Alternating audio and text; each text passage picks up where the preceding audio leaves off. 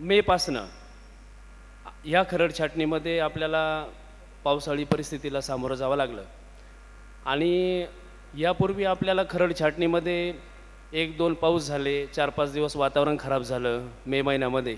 हा सगळा अनुभव आपल्याला होता आणि त्याचं नियोजन पण आपण त्या ठिकाणी त्या पद्धतीने वेळीच प्रॅक्टिसमध्ये बदल करून करत होतो. परंतु ह्या वर्षी पहिल्यांदा असं घडलं की सलग जवळपास 20-25 दिवस त्या ठिकाणी पावसाळी वातावरण राहिलं.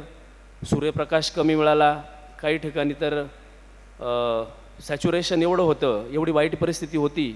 अशा कंडिशनमध्ये रोगाचा प्रादुर्भाव मोठ्या प्रमाणात झाला आणि जे काही साधारणतः 15 ते 20 एप्रिल नंतरचे जे प्लॉट होते खरड छाटणी केलेले, त्या प्लॉटमध्ये त्या ठिकाणी बऱ्याच अडचणी आल्या. पानं खराब झाले, ग्रोथ प्रॉपर झाली नाही, केन मॅच्युरिटी त्या ठिकाणी आली नाही.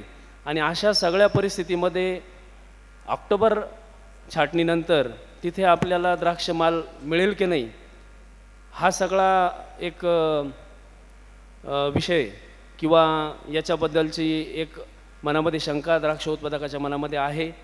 आणि आता छाटणीला आपल्या सुरुवात झालेली आहे, परंतु पावसाचं प्रेडिक्शन पाहता मला असं वाटतं की हे नियोजन सुरुवातीच्या टप्प्यामध्ये तरी अडचणीचंच वाटतं आहे.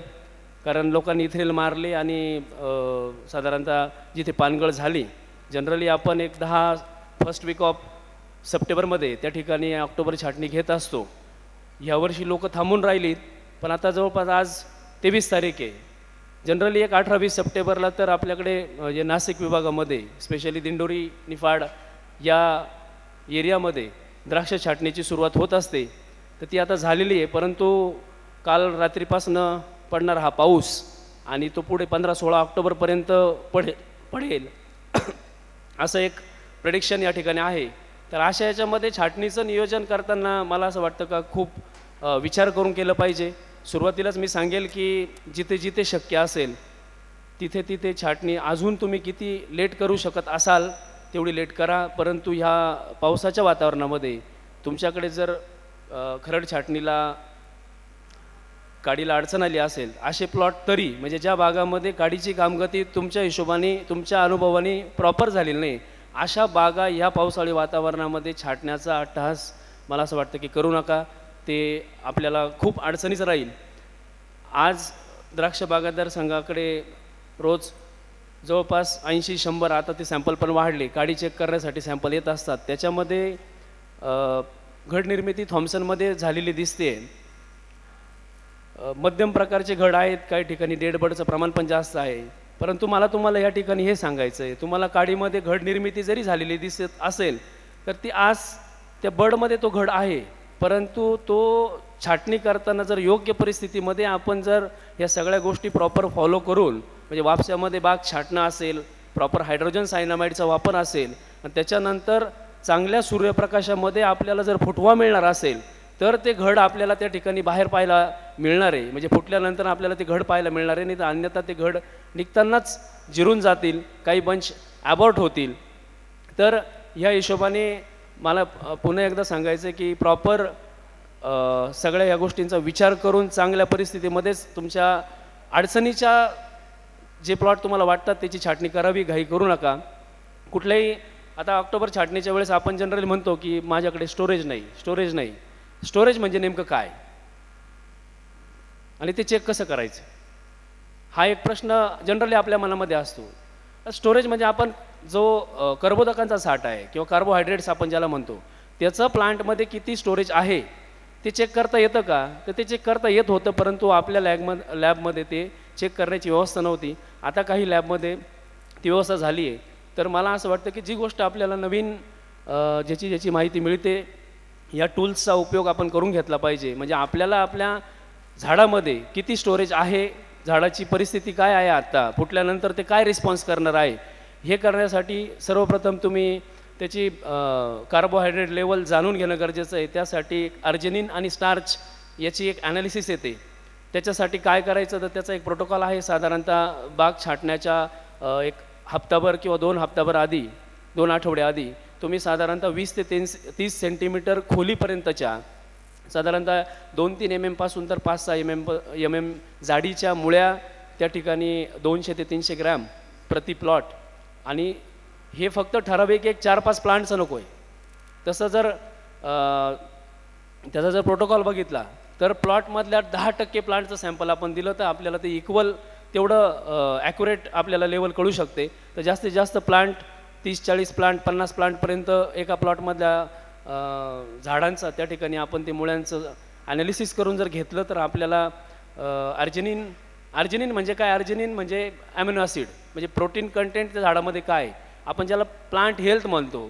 तर काय चेक केलं पाहिजे तर त्याच्यामध्ये प्रोटीन कंटेंट किती आहे, आणि अर्जिनिन हे एवढं एकच अमिनो ॲसिड आहे की ती पाण्यामध्ये सोल्युबल असतं, त्याच्यामुळे आपण ॲनालिसिस करून आपल्याला त्याची मात्रा कळते. तर ती साधारणतः 2.5 ते 4% पाहिजे. आणि स्टार्च ज्याला आपण कार्बोहायड्रेट म्हणतो ते साधारणतः 20-30% पासून तर 40% पाहिजे. तर हे चेक केलं पाहिजे. जे सुरुवातीला टेस्ट सॅम्पल्स घेतलेले त्याच्यामध्ये ही लेवल अर्जिनिनची साधारणतः 0.5 पासून 0.7 पासून तर जास्तीत जास्त फक्त 1.5% दिसते, जी जनरली 2.5 ते 4% पाहिजे. आणि कार्बोहायड्रेटची सुद्धा लेवल, स्टार्चची लेवलसुद्धा ही साधारणतः कुठेतरी 15-20% पासून तर जास्तीत जास्त 30% दिसते. जे प्लॉट खूप चांगले आहेत तिथेच फक्त 30% 35-32% ती लेवल दिसते. याचा अर्थ असा, आता मी सदर लॅबशी बोललो तर जवळपास 40-50 सॅम्पल त्यांच्याकडे अर्जिनिन आणि कार्बोहायड्रेटचे ॲनालिसिस करण्यासाठी त्यांच्याकडे उपलब्ध झाले जनरल. त्याच्यावरून आपल्याला कळेल की ही परिस्थिती काय. तर मला असं वाटतं की आपला कार्बोहायड्रेट लेवल म्हणजे अन्नसाठा चेक करून घेतला पाहिजे. त्याच्यानंतर बागाची छाटणी करत असताना कुठल्याही कंडिशनमध्ये त्या ठिकाणी सॅच्युरेशन नको. बाग फुटण्यासाठी आपल्याला चांगल्या पद्धतीचा वाफसा आणि ऑक्सिजनची लेवल ही रूट झोनमध्ये पाहिजे. आताच्या परिस्थितीमध्ये तर सगळं सॅच्युरेशन आहे, म्हणूनच माझं सांगणं आहे की जेवढ्या बागा आपण लेट करू शकतो त्या माल निघण्याच्या दृष्टीने तरी आपल्या फायद्याचं राहील. छाटणीच्या वेळेस तुमचं इरिगेशन येणार नाही याची काळजी घेतली पाहिजे. हे लेटच्या बागांसाठी माझं सांगणं आहे. तुम्ही साधारणतः बाग छाटायच्या 10-15 दिवस आधी सॉईल मॉइश्चर चेक करून घ्या. लाईट सॉईल असतील तिथं साधारणतः हप्ताभर आधी चेक करा. हेवी सॉईल्स असतील तिथं 15 दिवस आधी चेक करा.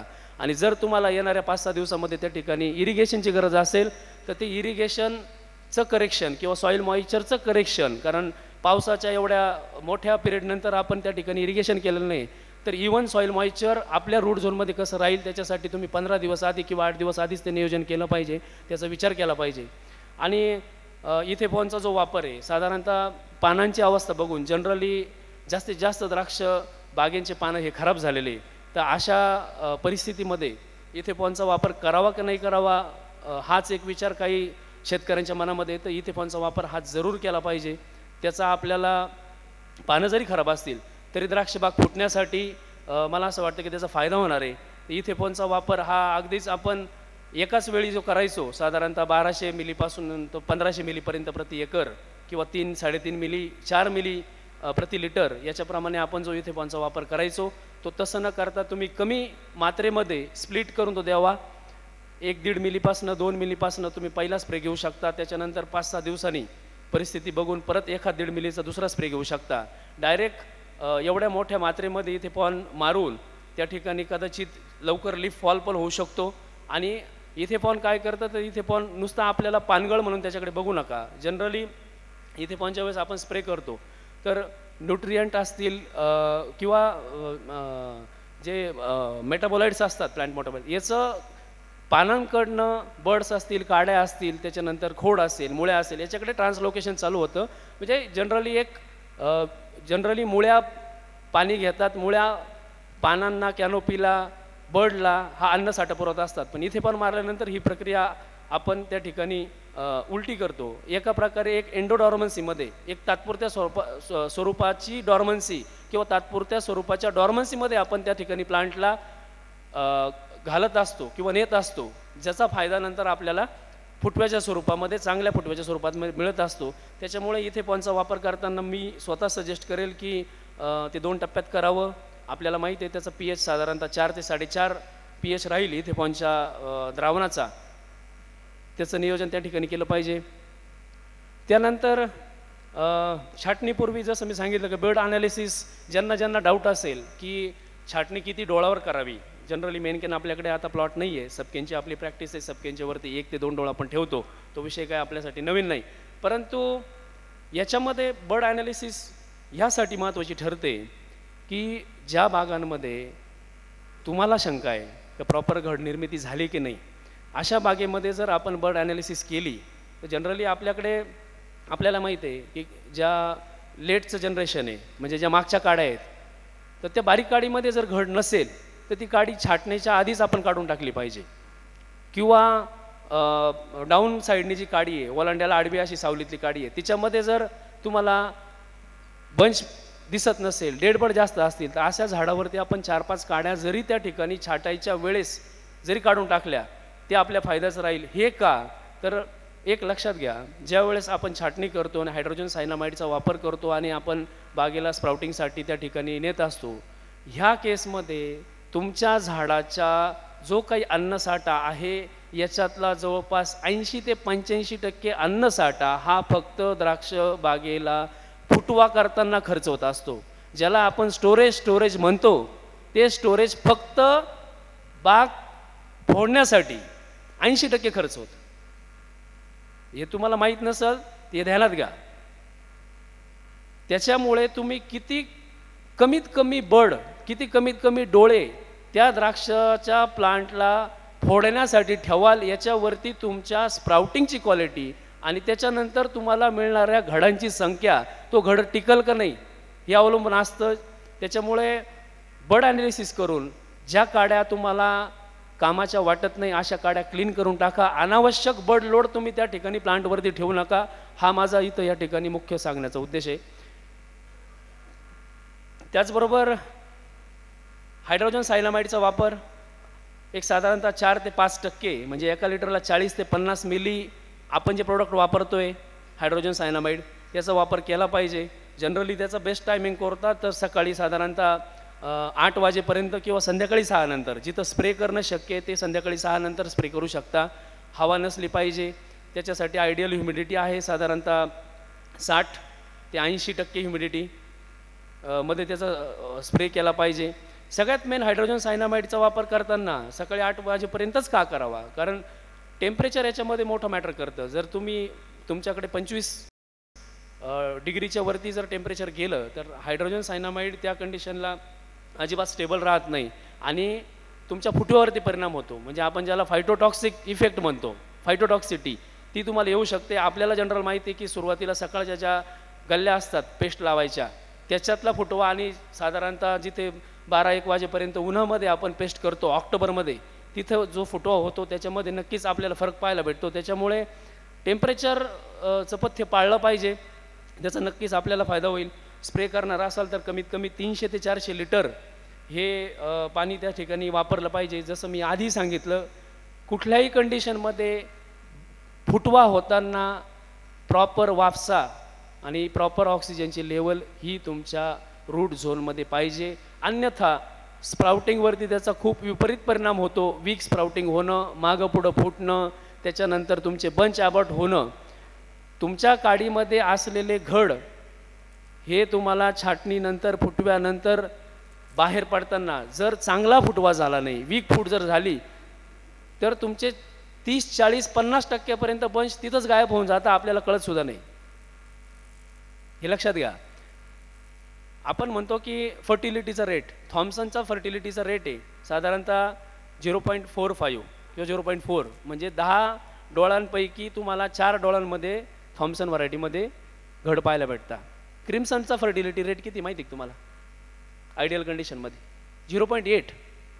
आता माझा हा प्रश्न आहे तुम्हाला, क्रिम्सनमध्ये जास्त बंच पाहायला भेटतं का थॉम्सनमध्ये? क्रिम्सनमध्ये का थॉम्सनमध्ये? थॉम्सनमध्ये.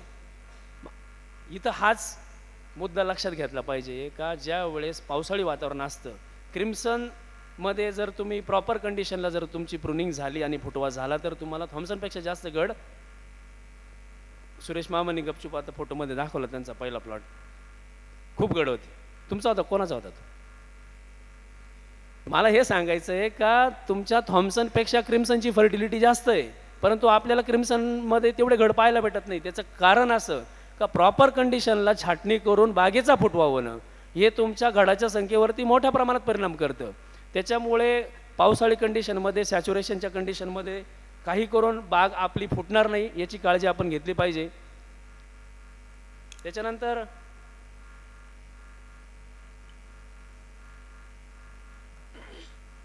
जसं मी सांगितलं की कार्बोहायड्रेटची लेवल चेक करून घेणं.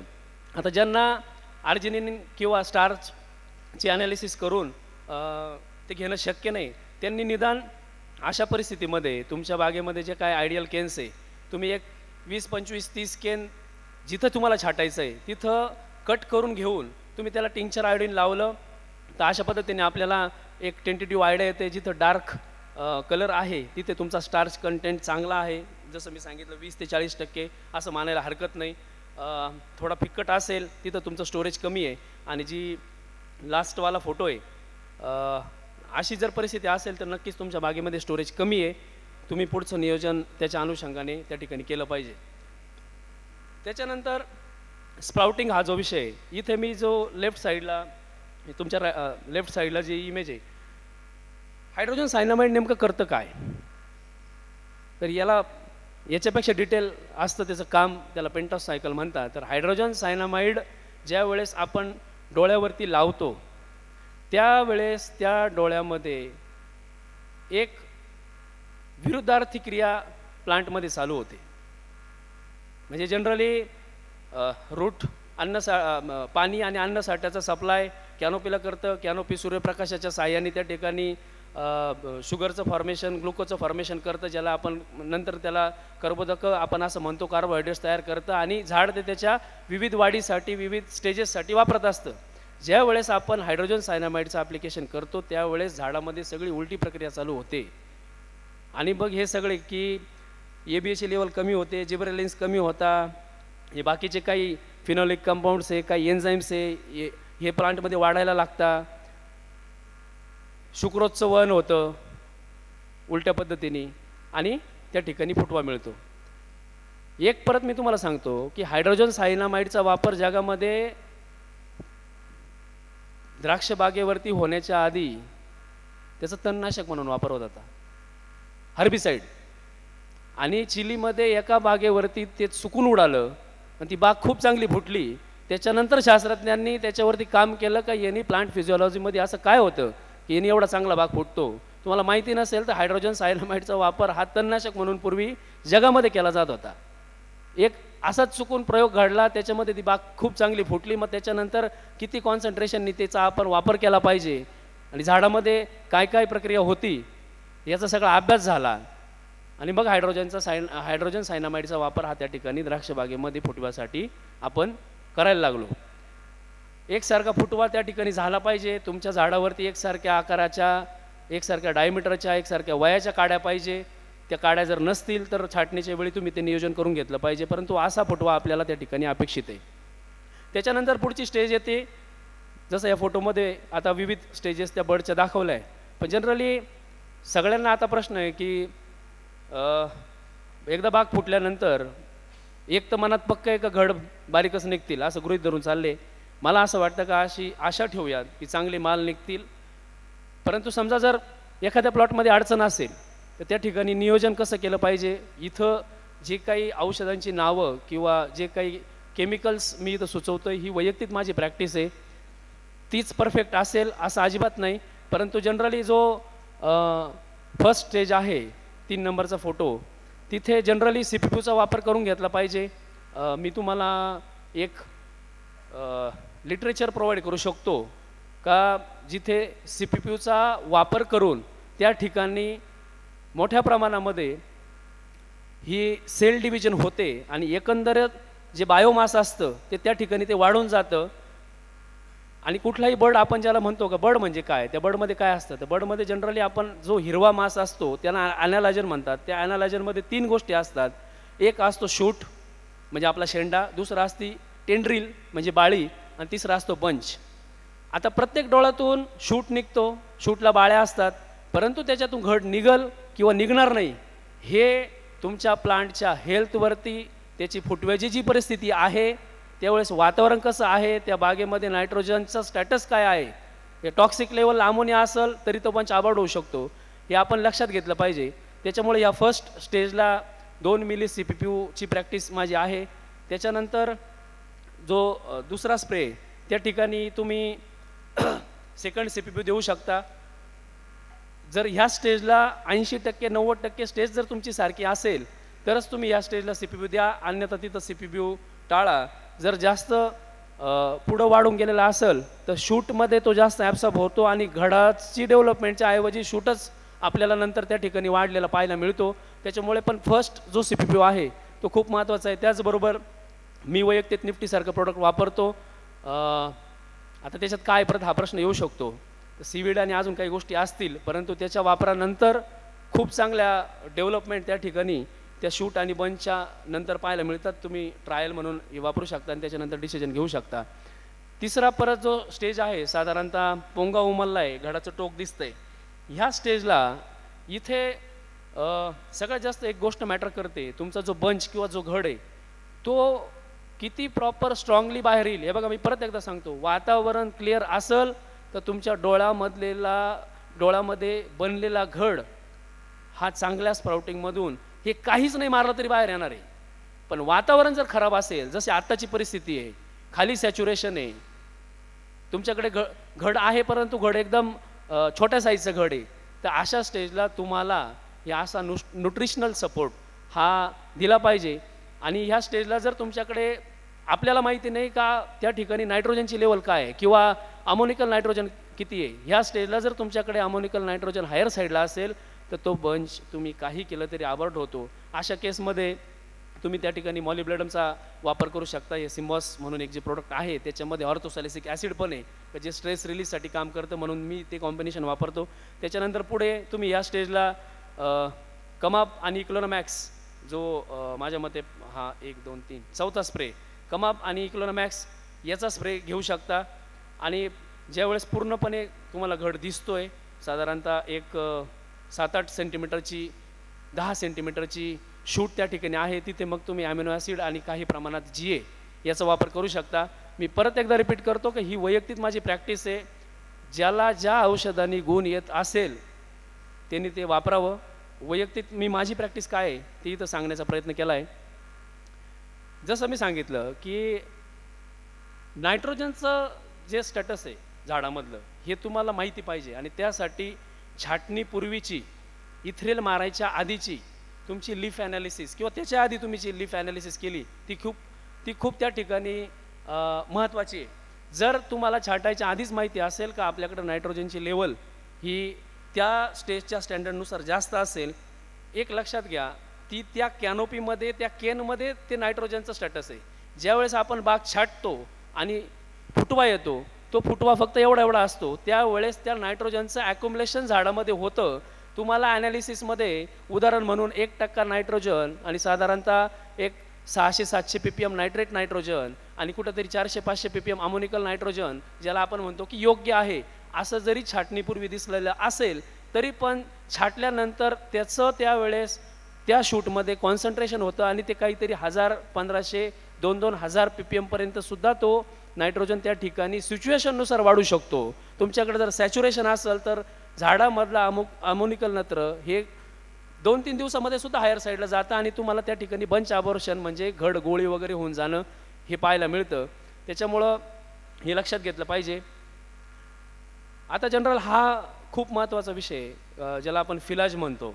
फिलाज म्हणजे काय की असे काही बंच किंवा घड ज्याची डोळ्यामध्ये घड निर्मिती झाली, परंतु त्याचा जो पुढचा प्रवास आहे की फुटव्यानंतर त्या घडाचा विकास, ब्रांचिंग, फ्लावरिंग आणि हार्वेस्टिंग, असे काही बंच असतात की जे आपल्याला त्या ठिकाणी आपण ज्याला म्हणतो का गोळी होऊन गेली, सफेद होऊन गेला. तर हे का होतं? सगळ्यात महत्त्वाचं परत इथं आहे की तुम्ही तुमच्या झाडामध्ये असलेलं स्टोरेज आणि तुम्ही झाडावरती ठेवलेला बड लोड, म्हणजे तुमच्या घरामध्ये अन्नसाठा फिक्स आहे, परंतु खाणारे तोंड वाढले तर प्रत्येकाला सारखं मिळणार नाही. आणि मग ज्या बर्डला ज्या बंचला तो झाडाचा अन्नसाठा त्या ठिकाणी कमी पडतो ते बंच असे गोळी वगैरे होऊन जातात. तर त्याच्यात क्लायमॅटिक फॅक्टर काय आहे, लो टेम्परेचर असेल आणि पाऊस पडत असेल, खाली सॅच्युरेशन असेल, तर हा प्रकार आपल्याला पाहायला भेटतो. आणि न्यूट्रिशनल लेवलला जर विचार केला तर हायर लेवल ऑफ नायट्रोजन आणि स्पेशली अमोनिकल नायट्रोजन हा जर जास्त असेल तर हा प्रकार आपल्याला पाहायला भेटतो. आणि परत insufficiency in distribution of the sugars, म्हणजे अन्नसाठा, जे शुगर्स म्हणजे अन्नसाठाचा असमतोल सगळ्या डोळ्यांना, सगळ्या काड्यांना सारखा जर सप्लाय झाला तर सगळेचे सगळे घड सारखे बाहेर येतील.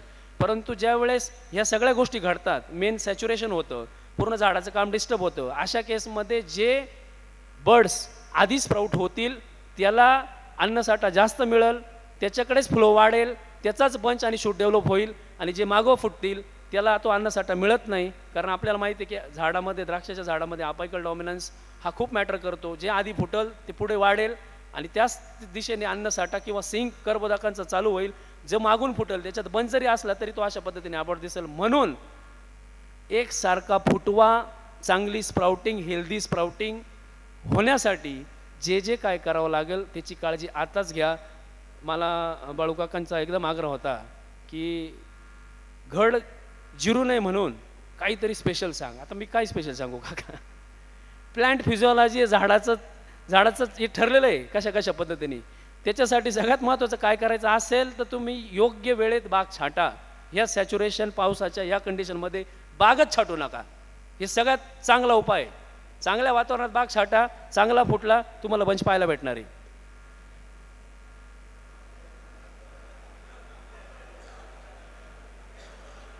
काय काय काय एक मिनटं इथे यांचा प्रश्न आहे, इथ्रेल मारला गेलं काय करायचं? माझ्यासाठी पण हा प्रश्न आहे. एक लक्षात घ्या, तुम्ही इथ्रेल जरी मारलं, मी याच्याकरता सांगतो का इथ्रेल हे स्प्लिट करून मारा. एक मोठ्या क्वांटिटीमध्ये इथ्रेल मारू नका, जेणेकरून 8 दिवसात 5-6 दिवसामध्ये तुमची बाग उघडी होऊन जाईल आणि त्याच्यानंतर तुम्हाला प्रश्न पडेल का मी आता ही बाग छाटू का नको. मी मित्रांनो तुम्हाला सांगतो, माझा तुम्हाला प्रश्न आहे, इथ्रेल मारलंय बरोबर, किती प्लॉटनी ज्याच्यावर इथ्रेल नाही मारलंय तुमच्या कोणच्या आणि किती प्लॉटनी शेंड्याला फुटवा चालू केला का? नाही केला ना. झाडाची स्प्राउटिंग आपोआप झाड ज्यावेळेस चालू करतं हे फक्त आणि फक्त टेम्परेचरवरती डिपेंड आहे. तुमचा बाग 100% उघडा असेल आणि साधारणतः तुमच्याकडं 10 mm ॲव्हरेज केन असेल, अजूनही तुम्ही 10 दिवस थांबू शकता. कारण 10 दिवस तुमच्याकडे टेम्परेचर वाढायचं काही कारणच नाही. त्याच्यामुळे त्याची चिंता करू नका. इथ्रेल जरी मारला असेल तरी थांबा. मी त्याच्या पुढे जाऊन सांगतो, थोडाफार बाग मागं पुढं फुटल, परंतु आता जर छाटून बसले आणि ह्या पावसाच्या कंडिशनमध्ये बागाचा जर फुटवा होणार असेल, आजच लिहून देतो तुम्हाला का तुम्हाला जे पाहायला भेटणार होतं त्याच्यातलं 50% गायब झालं.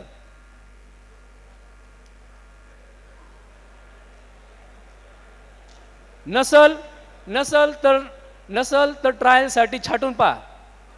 2 प्लॉट असतील तर एक छाटा आणि एक छाटू नका. असो, त्याच्यानंतर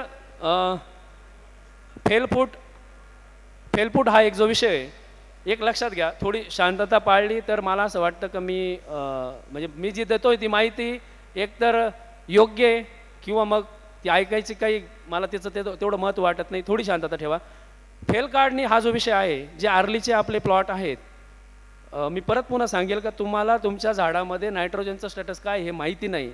आणि अर्ली प्लॉटमध्ये आपल्याला माहिती आहे की लवकर फेल काढलं तर त्या ठिकाणी आपल्याला शूटची ग्रोथ किंवा बंचची डेव्हलपमेंट अजून चांगली दिसते, बरोबर ना सर? हे अगदी बरोबर आहे. पण हे चांगल्या वेदर कंडिशनमध्ये जर त्या ठिकाणी फेल काढायच्या स्टेजला जर पाऊस पडणार असेल, आपल्याला प्रेडिक्शन माहिती आहे, अशा केसमध्ये तुम्ही जर लवकर फेलफूट पुसली, त्या ठिकाणी 24 तासात तुमच्याकडं हा तुमच्या झाडामधला नायट्रोजन इतका शूट होतो आणि मला रात्रीतून तुम्हाला निम्मे घड गोळीवरती गेलेले दिसतील. तर आर्ली जे प्लॉट आहेत अशा ठिकाणी तुम्ही फेल हे 2-3 दिवस लेट काढा, जिथं तुमचे बंच एकदम पक्के झाले, आणि त्याच्यानंतर तुम्ही फेल काढा. फेलसुद्धा 2 टप्प्यात काढलं पाहिजे. लगेच काडीला 2-2 गोट ठेवून किंवा फायनल तुम्हाला जेवढे टार्गेटेड शूट आहे त्या ठेवून आणि सगळं तुम्ही त्याच ठिकाणी क्लीन करून टाकाल असं करू नका. अर्ली प्लॉटला तुम्ही 3-3 बंच ठेवा आणि लगेच चौथ्या दिवशी चक्कर मारून त्याच्यातले 2-2 जे तुम्हाला चांगले ठेवायचे. तर फेल काढताना या ठिकाणी मला हेच सांगायचं आहे की अर्ली प्लॉटमध्ये फेल काढायला घाई करू नका. 2-3 दिवस लेट काढल्याने काहीही बिघडणार नाही, ते फायद्याचंच राहील. तर एकंदर छाटणी आणि या सगळ्या अनुषंगाने मला माझ्याकडनं जे तुम्हाला इथं सांगायचं होतं ते मी सांगितलं आहे. त्याच्यानंतर कॅनोपी मॅनेजमेंट हा एक विषय येतो. तर याच्यावरती आपण बऱ्याच वेळा बोललेलो आहे. तर मी पुन्हा एकदा सांगेल की तुमचा टार्गेटेड लोड त्या ठिकाणी फिक्स करा. बागेची परिस्थिती पाहून ह्यावर्षी मला असं वाटतं का दरवर्षी आपण समजा 10-12 टन लोड घेत असू तर हे गणित कुठंतरी आपल्याला 20-25-30% कमी ह्यावर्षी ठेवलं पाहिजे. कारण खरड छाटणीचं काम आणि तेवढा अन्नसाठा वेलीमध्ये नसल्यामुळं तुम्ही दरवर्षीच्या प्रॅक्टिसच्या हिशोबाने ह्यावर्षी लोड जर कॅल्क्युलेट कराल आणि पुढे परत थंडीचं प्रेडिक्शन आहे तर एकंदर तुम्हाला ती ग्रोथ वगैरे पाहायला मिळणार नाही. त्याच्यामुळे त्या हिशोबाने तुम्ही ते नियोजन करावं. फेल काढल्यानंतर साधारणतः शूट काउंट करून घ्यावा. परत तुम्हालाच ठरवायचं आहे की तुम्हाला किती नंबर ऑफ शूट त्या ठिकाणी ठेवायचं आहे. परंतु साधारणतः 20-25 दिवसाला तुम्ही योग्य शूट काउंट करून जे एक्सेस शूट असतील ते काढून घेतल्या पाहिजे. आता साधारणतः हे 2 फोटो मी इथं दाखवले.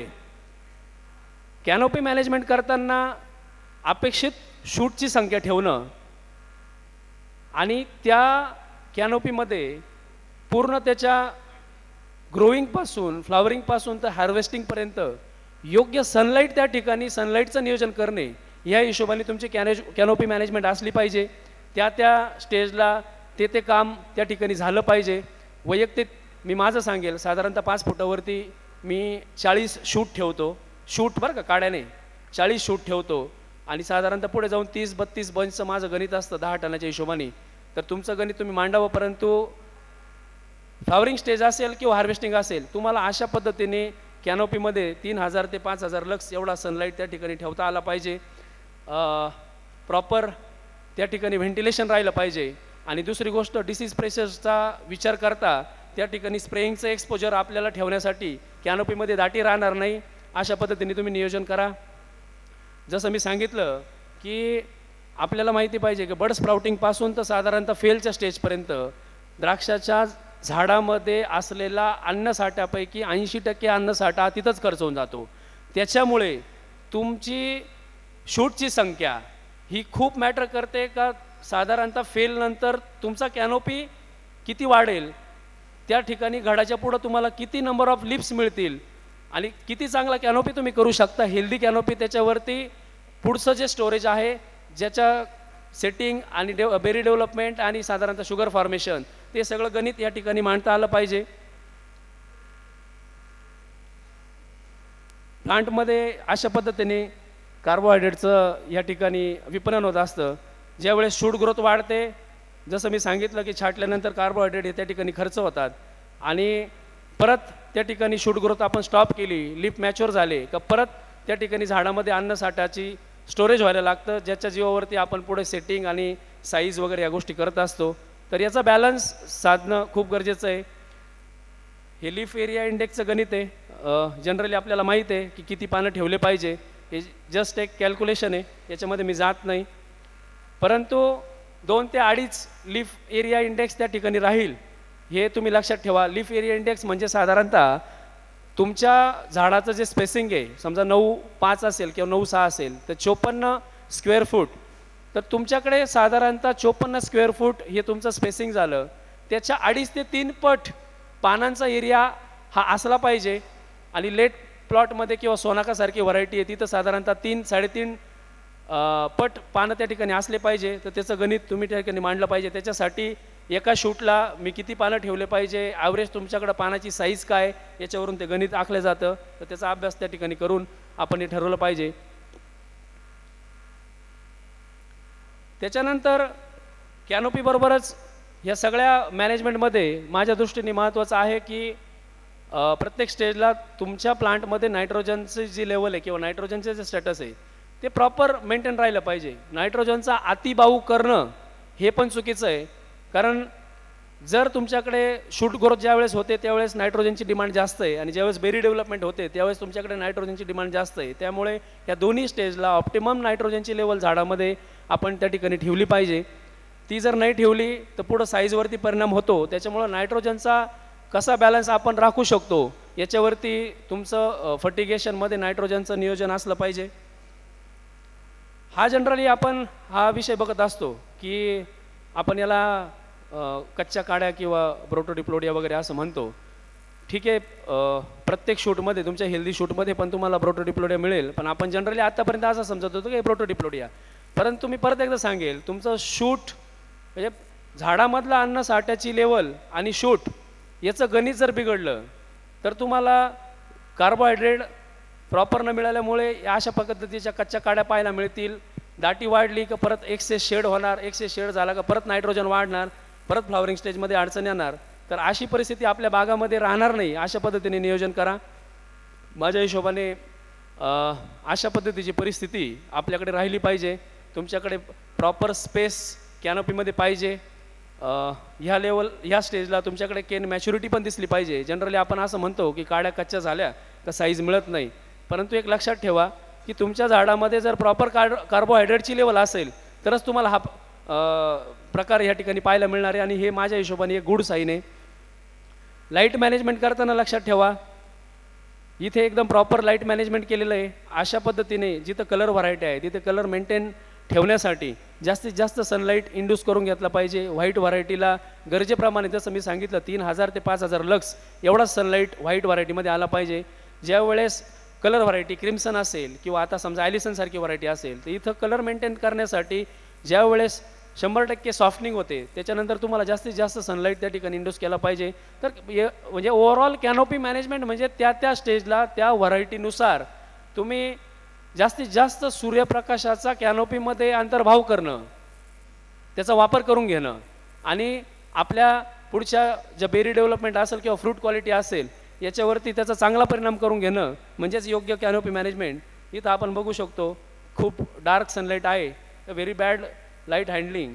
अशा पद्धतीची परिस्थिती आपल्या बागेमध्ये येणार नाही. अशा पद्धतीने तुम्ही कॅनोपीचं नियोजन करा. ह्या सगळ्या गोष्टीवरती हा मुद्दा मी कायम बोलतोय की आपले तुमचे स्ट्रक्चर्स तुमच्या कॅनोपी मॅनेजमेंटवरती किंवा तुमच्या सनलाईटच्या एक्सपोजरवरती खूप परिणाम करत असतात. त्याच्यामुळे प्रॉपर स्ट्रक्चर्स असणं ठीक आहे. आपल्याकडे सगळ्यात चांगलं स्ट्रक्चर कोणतं आहे तर मांडव आहे, फ्लॅट. परंतु मॅनेजमेंटच्या दृष्टीने आपल्याला थोडंसं ते त्रासदायक जातं, स्प्रेइंगच्या दृष्टीने, लेबरच्या हिशोबाने, म्हणून आपण वायवरती गेलो. परंतु वायवरती जाताना सुद्धा आपल्याला व्हरायटी वाईज प्रॉपर स्ट्रक्चर त्या ठिकाणी मला असं वाटतं की आपण डिझाईन करून घेतले पाहिजे.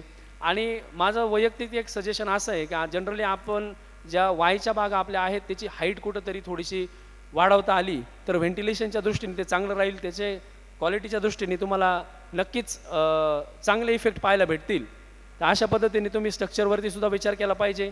जेव्हा आपला बंच आहे त्या बंचची पोझिशन जमिनीपासून साधारणतः 5.5 ते 6 फुटावरती येईल असं नियोजन ठेवलं पाहिजे, असं माझं मत आहे. त्याच्यानंतर बेरी सेटिंग हा एक जो विषय, फ्लॉवरिंग नंतर जे बेरी सेटिंग आहे तर आपल्याला माहिती आहे साधारणतः फ्लॉवरिंग झाल्यानंतर तर हार्वेस्टिंगपर्यंत म्हणजे साखर भरेपर्यंत तर त्या स्टेजला एक साधारणतः 3-4 स्टेज आपल्या दृष्टीने खूप महत्त्वाचे. जी फर्स्ट स्टेज आहे ग्रोथ फेज, तिथे बेरीमध्ये मोठ्या प्रमाणात सेल डिव्हिजन होते, सेल इलॉंगेशन होत असतं आणि मण्याची साईज वाढत असते. त्याच्यानंतर लॅक फेज, व्हाईट व्हरायटीमध्ये लॅक फेज येत नाही, सीडेड व्हरायटीमध्ये थोडीफार ती पाहायला मिळते. आणि पुढची जी आहे रायपनिंग, तर ही रायपनिंगची जी स्टेज आहे याच्यामध्ये मण्यामध्ये शुगर फॉर्मेशन असेल तर त्या ठिकाणी 80% कुठल्याही मण्यामध्ये पाणी असतं आणि बेरी मास त्या ठिकाणी वाढत असतं. तर हे सगळं सांगण्याचं कारण असं की तुमचं प्रॉपर कॅनोपी मॅनेजमेंट आणि क्रॉप लोड मॅनेजमेंट असेल त्याचा डायरेक्ट इफेक्ट तुमच्या बेरीच्या ग्रोथवरती, त्याच्यामध्ये किती ड्राय मॅटर राहील, त्याला शुगर कशी येईल, त्याची साईज किती होईल याच्यावरती असतं. त्याच्यामुळे ते योग्य गणित त्या ठिकाणी आपण मांडलं पाहिजे. आता बेरी साईजवरती इफेक्ट करणारे कोणकोणचे घटक आहे त्याच्यामध्ये सगळ्यात महत्त्वाचं वॉटर मॅनेजमेंट, त्याला तर अनन्यसाधार महत्त्व आहे. हे सगळे कामं करत असताना तुमच्याकडे प्रॉपर इरिगेशन मेंटेन करणं, कुठल्याही पद्धतीमध्ये तुमच्या बाग पाण्याच्या ताणात जाणार नाही याची काळजी प्रत्येकाने घ्या. 100% सॉईल मॉइश्चरच्या भरोश्यावरती राहू नका, त्याला क्रॉस चेक करा. जेव्हा क्रॉस चेक कराल तेव्हा तुम्हाला कळेल का आपलं पाणी कसं चुकतं. त्याच्यानंतर फर्टिगेशनचं तिथं महत्त्व आहे. प्रॉपर बॅलन्स फर्टिगेशन कसं आपण करू शकतो किंवा न्यूट्रिशन कसं करू शकतो, त्यासाठी लीफ ॲनालिसिस असेल त्याचा आधार घ्या, तज्ज्ञांचं मार्गदर्शन घ्या. परंतु मोगम कुठंतरी खतांचं नियोजन करू नका.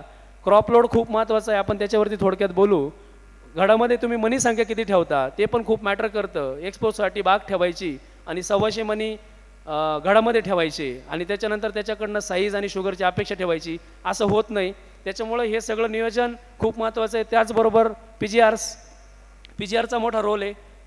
जिब्रेलिक ॲसिड असेल, CPP असेल, त्या स्टेजला त्याचा त्या पद्धतीने वापर करून घेणं आणि कमीत कमी पीजीआरमध्ये किती चांगली साईज आपण मिळू शकतो असं नियोजन करणं या ठिकाणी खूप गरजेचं आहे. एक माहिती म्हणून सांगतो की आपण सेल डिव्हिजन म्हणतो. ज्या वेळेस बेरी सेटिंग होती आणि तो 1.5-2 mm आकाराचा मनी असतो, त्याच्यामध्ये किती सेल असतात माहिती आहे का आपल्याला? 1.5 लाख ते साधारणतः 2 लाख एवढ्या पेशी त्याच्यामध्ये असतात आपल्या द्राक्षामध्ये. आणि ज्यावेळेस आपण हार्वेस्टिंगला जातो त्यावेळेस त्या साधारणतः 5.5 ते 6.5 लाख सेल्स आपण जनरली CPP मारतो सेल डिव्हिजनसाठी किंवा GA मारतो सेल इलॉंगेशनसाठी. लक्षात घ्या. तर त्यांनी तुमच्या ह्या सेल्स ज्या आहे त्याचा नंबर किती मॅक्सिमम आपण वाढवू शकतो त्याच्यावरती तुमची साईज डिपेंड आहे. आता सेल इलॉंगेशन आपण म्हणतो, किती वेळा सेल इलॉंगेशन होतं हा विषय आपल्याला माहीत आहे का, हे पण जाणून घेतलं पाहिजे. साधारणतः बेरी सेटिंगपासून तर तुमच्या 12-13 mm पर्यंत सॉफ्टनिंगपर्यंत 30 ते 50 वेळा सेल इलॉंगेशन होतं. सेल इलॉंगेशन म्हणजे सेल वाढणं 30 ते 50 वेळेस होतं. सेल व्हॉल्यूम आपण म्हणतो, सेलचं एकूण आकारमान वाढणं किती वेळेस वाढतं माहिती आहे का? 200 ते 400 वेळेस. पण आता ही जी रेंज आहे ना 30 ते 50 किंवा 200 ते 400, आता 200 पटच जर ते व्हॉल्यूम वाढलं म्हणजे तुमच्याकडे साईज कमी राहिली. ते जर 400 पट किंवा 300 पट जर वाढलं तर याचा अर्थ तुमच्याकडे साईज आपली जी अपेक्षित 20, 22, 25 mm आहे ती झाली.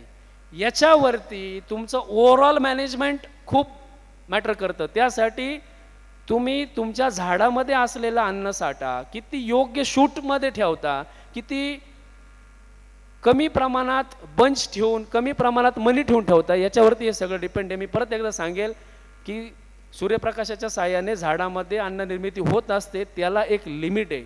ते जास्तीत जास्त करून घेणं आणि त्याच्यानंतर तयार झालेला अन्नसाठा हा योग्य बंच आणि योग्य मण्यांमध्ये घालणं, याच्यावरती हा सगळा खेळ अवलंबून आहे.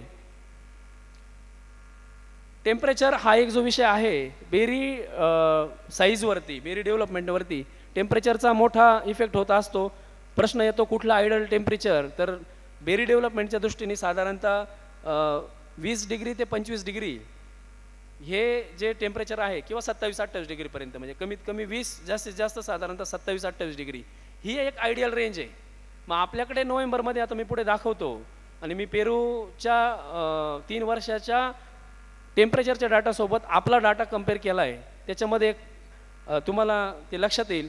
तर जे कमी जाणारं टेम्परेचर आहे हे बेरी डेव्हलपमेंटवरती काही प्रमाणात किंवा काही ठिकाणी मोठ्या प्रमाणात परिणाम करत असतं. मग ह्या टेम्परेचरचा इफेक्ट, आता टेम्परेचर वाढवणं त्याला तर काही असं औषध किंवा कुठलं प्रोडक्ट नाही, परंतु या ठिकाणी मी जो फोटो दाखवला आहे साधारणतः तुमच्या द्राक्षाच्या झाडामध्ये कायम योग्य प्रमाणात पाणी राहणं, कुठल्याही कंडिशनमध्ये तुमचं झाड त्यावेळेस स्ट्रेसमध्ये नाही गेलं पाहिजे. सर एक जुनी प्रॅक्टिस होती आपली, थंडीमध्ये 10 मिनटं पाणी, 15 मिनटं पाणी, बरोबर आहे काका? आपण त्यावेळेस रूट झोनमध्ये किती पाणी आहे तपासत नव्हतं. हे सगळे गणित आपण आता अजून त्या बाबतीत कॉशियस झालो. परंतु जनरल तुमच्या झाडामध्ये पाणी प्रॉपर आहे हे कशाहून ठरवायचं? कायम झाडाचा जो अपेक्स आहे, शेंडा आहे, त्याचं टेम्परेचर हे तुमच्या लोअर पार्ट म्हणजे बंच असेल किंवा खालचे पानं असतील याच्यापेक्षा कमी राहिलं पाहिजे. म्हणजे याच्यात मी दाखवलं आहे साधारणतः शेंड्याचं टेम्परेचर 31 डिग्री आणि बंचचं टेम्परेचर 33 डिग्री. तर हे म्हणजे तुमच्या झाडामध्ये चांगल्या पद्धतीने किंवा योग्य पद्धतीने पाणी आहे. सिंपल गोष्ट आहे. आणि हे जर उलटं पाहायला भेटलं काही केसमध्ये 2-2, 3-3 डिग्रीचा शेंडा पुरा जाम झालेला, पाणी ताणवलेलं, फ्लावरिंगमध्ये कूज होईल म्हणून, पण याचा डायरेक्ट इफेक्ट हा तुमच्या साईजवरती होतो. आणि थंडीमध्ये आपल्या झाडाचं टेम्परेचर कशाने आपण वाढू शकतो तर ते पाण्याने वाढू शकतो. पाणी हे झाडामध्ये थर्मल कंट्रोलर आहे. झाडाचं तापमान, कॅनोपीचं तापमान, बंचचं तापमान हे एक लिमिटच्या वरती वाढू नये म्हणून आणि थंडीमध्ये खूप कमी पण जाऊ नये म्हणून सगळ्यात नाही तेवढं एकच सोल्युशन आहे, ते म्हणजे पाणी. त्याच्यामुळं पाणी नियोजन हे तुम्ही या ठिकाणी लक्षात घेतलं पाहिजे. आता हा डाटा काका मी इथे मांडला आहे 2022, 23, 24 आणि 25 हा पूर्ण वर्षभराचा हा टेम्परेचरचा ग्राफ आहे. जो वरचा ग्रीन आहे हिरवा ते मॅक्सिमम टेम्परेचर आणि ब्ल्यू आहे ते मिनिमम टेम्परेचर. आणि 2025ला साधारणतः एक 40-42 हप्त्यानंतर 40-42 हप्त्यानंतर ऑक्टोबर चालू होतो. आता ह्या ज्या मी 3 लाईन ज्या दाखवल्या आहे 2022, 23 आणि 24 वरती, या ज्या ब्ल्यू लाईन आहेत हे समजा का तुमचा ऑक्टोबर तिथून स्टार्ट झाला. मला हे दाखवायचं इथं ज्यावेळेस ऑक्टोबर स्टार्ट होतो नोव्हेंबरमध्ये तुमचं टेम्परेचर हे साधारणतः 10 ते 12पर्यंत संध्याकाळी खाली जातं आणि वरचं जे टेम्परेचर आहे ते साधारणतः कुठंतरी जे आपलं आयडियल आहे 27, 28, 30, परंतु रात्रीचं जे टेम्परेचर आपलं खाली जातं त्यांनी तुमच्या बेरी डेव्हलपमेंटवरती परिणाम होत असतो. ही आपली परिस्थिती आहे. आता हे ग्राफ थोडासा लागून पाहिजे होता. ऑक्टोबर नंतर लगेच पुढे नोव्हेंबर, डिसेंबर, जानेवारी जे दिसतंय म्हणजे जे खाली दिसतंय दोन्ही साईडनी जे खाली दिसतंय तर त्या ब्ल्यू लाईनपासनं तुमचा ऑक्टोबर स्टार्ट झाला आणि इकडे जो आहे बॅक साईड ही साधारणतः तुमची डिसेंबर, जानेवारी समजा. तर ऑक्टोबर, नोव्हेंबर, डिसेंबर ह्या 3 महिन्यामध्ये जिथं आपल्याकडं सायझिंगचा पिरियड असतो त्याच्यामध्ये जे आपल्याकडं टेम्परेचर खाली जातं त्याचा काही प्रमाणात, काही केसमध्ये जास्त मोठ्या प्रमाणात हा तुमच्या बेरी डेव्हलपमेंटवरती परिणाम होत असतो. त्याच्यामुळं ओव्हरऑल तुमचं जे मॅनेजमेंट आहे, कॅनोपी असेल, क्रॉपलोड असेल, सगळ्यात महत्त्वाचं पाणी नियोजन हे त्या ठिकाणी तुमचं त्याच्यापासून काही प्रमाणात संरक्षण करू शकतं. आता हा प्युरा हा पेरूमधला एक एरिया आहे आणि त्याचा हा टेम्परेचरचा ग्राफ आहे. काका बघा 2023, 24 आणि 25 ब्ल्यू लाईन आहे ते तुमचं कमीत कमी टेम्परेचर म्हणजे ती कमी टेम्परेचर आणि रेड लाईन आहे ते तुमचं जास्त टेम्परेचर. आता 2023 बघा 20, 23, 24, 21 म्हणजे 20 डिग्रीच्या खाली त्यांचं कमीत कमी टेम्परेचर नाही आहे आणि जास्तीत जास्त टेम्परेचर आहे ते कुठंतरी 30-32च्या रेंजमध्ये. 2024लाही तसंच कमी दिसतंय. ते कमी किती आहे 18, 19, 17, 18पर्यंत. जास्तीत जास्त किती आहे 30, 29 आणि 25ला पण तेच दिसतंय. कमीत कमी 18, 20 आणि जास्तीत जास्त 28, 30 ही जी आयडियल रेंज आहे ही पेरूमधली आणि आपली जी परिस्थिती आहे. आता याला आपण काय करू शकतो? आपण जे उठतो आणि तिकडं तुलना करायला जातो, मला हे मांडायचं इथं का ज्या वेदर कंडिशनमध्ये आपण काम करतोय तिथं तसंच्या तसं अचीव करणं खूप अवघड आहे. हा एवढा पडणारा पाऊस, नोव्हेंबर, डिसेंबरमध्ये पडणारी थंडी, त्याला लागून पडणारं बादळ, ह्या सगळ्या याचा मोठा विपरीत परिणाम तुमच्या प्लांट ग्रोथवरती होत असतो आणि त्याचं नियोजन करण्यासाठी झाडामध्ये जास्तीत जास्त अन्नसाठा कसा राहील, काही करून आपला प्लांट पाण्याच्या ताणात जाणार नाही, proper canopy management, proper sunlight management करून आपण या गोष्टी करू शकतो. आपल्याला प्रोडक्ट रूपी सोल्युशन जे पाहायची सवय लागली आहे तर प्रोडक्टला फार लिमिटेशन आहे. शेवटी झाडाचं ते शरीरशास्त्र आहे, ते तुमच्या माझ्यासाठी बदलू शकत नाही. तर ह्या गोष्टी आपण लक्षात घेतल्या पाहिजे. आपला एरिया खरंच द्राक्ष करण्यासारखा आहे का काका? म्हणजे आपण द्राक्ष जे करतो त्या निसर्गाच्या विरोधात जाऊन करू राहिलो असं वाटत नाही का? मी नक्कीच सांगेल की 2 गोष्टी आहेत. आपल्याकडे चांगलं काय आहे तर आपल्याकडे सगळ्यात मेन चांगलं आहे तर आपल्या जमिनी फर्टाईल आहे. दुसरी गोष्ट आपल्याकडे पाणी उपलब्ध आहे आणि सगळ्यात महत्त्वाचं आपल्याकडे लेबर उपलब्ध आहे आणि आपल्या 3-4 पिढ्या याच्यात गेल्या म्हणून आपण हे करतोय. मी वैयक्तिक फक्त आता आम्ही ऑस्ट्रेलिया खंडात गेलो नाही, पण बाकी साऊथ आफ्रिका आपण पाहिली, चिली, पेरू पाहिलं, आपण स्पेन बघतो, इस्रायल आपल्याला माहिती आहे. एवढा पाऊस पडतो आणि तिथं द्राक्ष केले जातात.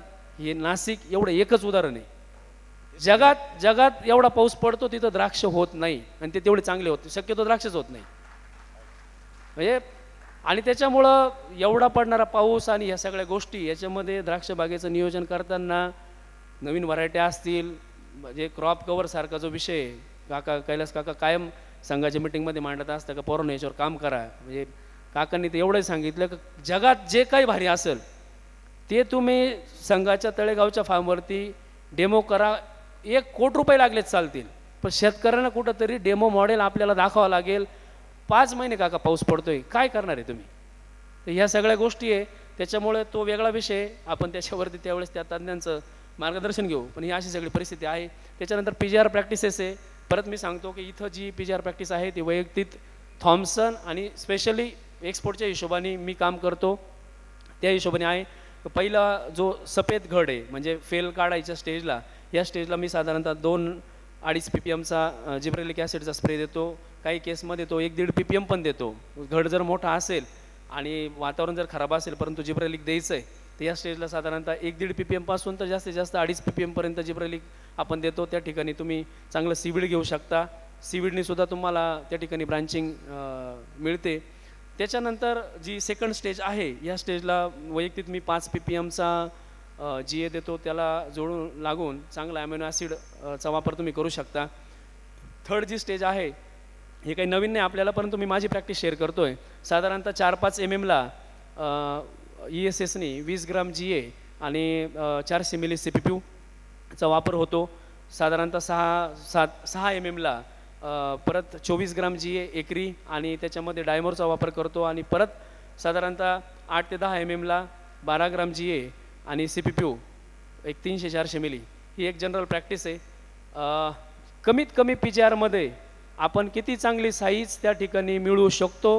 म्हणजे मला आज यादव सरांचं लेक्चर आणि स्पेशली शेवटच्या त्या 2 स्लाईड या खूप महत्त्वाच्या होत्या आणि त्या खूप आय ओपनिंग किंवा डोळे उघडणाऱ्या होत्या. मित्रांनो, मी तुम्हाला खरंच सांगतो की क्वालिटी आणि टेस्टवरती खूप सिरियसली विचार करा. म्हणजे आज पण सांगतो की एक 10%, 8%, 10% फक्त आपण एक्सपोर्ट करतोय. आणि ह्या नवीन व्हरायट्या ह्या फक्त ह्या 10% लोकांपर्यंतच कदाचित माहीत नाही मला, यांनाच या मिळू शकता. आणि ह्या नवीन व्हरायट्यांमध्ये प्रॅक्टिस त्या पद्धतीची, त्याला PGR लागत नाही, त्या फ्लेवरच्या व्हरायट्या आहे. एकदा का ह्या व्हरायट्या मार्केटमध्ये जर लोकलला उपलब्ध व्हायला लागल्या तर तुमची आमची ही जाड कातडीची द्राक्ष लोक खरंच खातील का याचा विचार करा. केमिकल PGRच्या बाबतीमध्ये असं काही लिमिट नाही, पण तुम्ही जेवढं कमी करू शकता तेवढं कमी करा. जेव्हापासून काका हे मशीन आले नाही यांनी वाट लावून टाकली टेस्टची. माणसं पाहावं लागत नाही, पैसे द्यायचे 1000, 1500, 1200 रुपये दिले, 2000 रुपये दिले, 5-5, 6-6 PGRचे स्प्रे आपण घेतो आणि त्याच्यामध्ये आपण द्राक्षाची चव घालून टाकली. तर मला असं वाटतं का प्रत्येकाने याचा सिरियसली विचार केला पाहिजे. आता हा एक विषय आहे का साधारणतः सीवीड हा कायम एक क्वेश्चन मार्क राहतो, खरंच हे कामाचं आहे का? एक लक्षात घ्या, साधारणतः झाडामध्ये नॅचरल ही ऑक्सिजनची निर्मिती होत असते. त्याच्यामध्ये मग या हार्मोन्सची निर्मिती होत असते. ऑक्सिजन असेल जे ग्रोथसाठी मॅटर करतं, त्याच्यानंतर ब्रासिनोस्टेरॉइड्स असतील, कलर व्हरायटीमध्ये इथिलिनची लेवल वाढते, त्यावेळेस तिथे अँथोसिन तयार होतं आणि कलर येत असतो. जिब्रेलिन्स आहे आणि सायटोकायनिन्स आहे. तर सुरुवातीला ज्यावेळेस शूट ग्रोथ होतो त्यावेळेस तुमच्या प्लांटमध्ये ऑक्सिजनची लेवल चांगली पाहिजे. मग ज्या सीवीडमध्ये ऑक्सिजनची लेवल जास्त आहे अशा सीवीडचा वापर तुम्ही सुरुवातीच्या स्टेजमध्ये तुमची कॅनोपी होत असताना केला पाहिजे. ज्यावेळेस तुम्हाला बेरी साईज घ्यायची तर मग असे सीवीड तुम्ही निवडले पाहिजे की ज्याच्यामध्ये जिब्रेलिन्स आणि सायटोकायनिनचं प्रमाण चांगलं आहे. आणि मी तुम्हाला सांगतो का हे जिब्रेलिन्स आणि सायटोकायनिन जे सीवीडमधून आपण प्रोव्हाइड करतो ते त्याच द्राक्षाच्या झाडामध्ये ते त्याच कामाचे असतात का जे झाड स्वतः तयार करत असतं. त्याच्यामुळं या बाह्य स्वरूपातले जे सीवीड्स वगैरे आहे याचा नक्कीच आपल्याला फायदा मिळतो. तुम्हाला जर केमिकल PGR कमी करायचे असतील तर तुम्हाला याचा वापर त्या ठिकाणी वाढवावा लागेल. याच्या सगळ्या ट्रायल्स आणि कुठलं प्रोडक्ट वापरायचं हे तुम्ही तुमच्या अनुभवातून ठरवू शकता. मी जे इथं दिलं आहे ते मी स्वतः जे वापरतो ते दिलं आहे. त्याच्यानंतर क्रॉप लोड मॅनेजमेंट फास्ट घेतो मी थोडक्यात, वेळ बाळू काका ते मला म्हणे अर्धा तासात संपवतो, टाईम करू नको, चालू दे. ओके, क्रॉप लोड मॅनेजमेंट हा जो विषय आहे तर परत एकदा हा प्रश्न आपल्या पुढे असतो का क्रॉप लोड म्हणजे मी किती घड ठेवले पाहिजे, घडात किती मणी ठेवले पाहिजे, याचं काय गणित आहे? सोपं गणित आहे मित्रांनो. पहिली गोष्ट क्रॉप लोड ठरवताना मी किती अडचणीत आहे याच्यावर नाही ठरवलं पाहिजे. तुम्ही त्या प्लॉटचा विचार केला पाहिजे, त्या प्लांटची कंडिशन कशी आहे, त्याचं वय किती आहे, मागच्या वर्षी तुम्ही त्याच्यावरून लोड किती घेतला, जो लोड घेतला त्याची क्वालिटी कशी होती, उद्या जर त्या लोडमध्ये ती क्वालिटी जर चांगली नव्हती तर तुम्ही त्याच्यापेक्षा कमी लोड ठेवला पाहिजे. तुमच्याकडे आज विगर आणि कॅनोपी कशी आहे, तुमचं पाण्याचं नियोजन कसं आहे, काही कारणाने तुमच्याकडे पाण्याचा ताण तर नाही ना गेलेला, आणि कुठल्या मार्केटसाठी तुम्हाला ते फ्रूट द्यायचं आहे. जर एक्सपोर्ट, आता मी जे इथं माहिती मांडतोय ती एक्सपोर्ट हे टार्गेट ठेवून तुमच्या समोर हे काही गणित मी मांडतोय. याच्यापूर्वी पण आपण मांडलेत, परंतु एक रिव्हिजन म्हणून ह्या गोष्टी आपण कायम सीझनच्या सुरुवातीला डोक्यात ठेवल्या पाहिजे. तर त्याच्यामध्ये बंच काउंटिंग, बंच सिलेक्शन आणि थिनिंग या गोष्टी आपल्या महत्त्वाच्या आहे. वैयक्तिक मी साधारणतः जस्ट सेटिंग झाली म्हणजे 3 ते 4 mm, जास्तीत जास्त 5 mm थिनिंगच्या आधी फार तर फार पहिला PCR मारला तर थिनिंगच्या स्टेजला त्या ठिकाणी लगेच मी बंच काउंटिंग करून घेतो. बंच काउंटिंग करताना किती बंच ठेवले पाहिजे, तर तुमचं जे टार्गेट आहे त्याच्यापेक्षा 20% बंच जास्त ठेवा. वैयक्तिक माझं गणित मी पुढं मांडेल.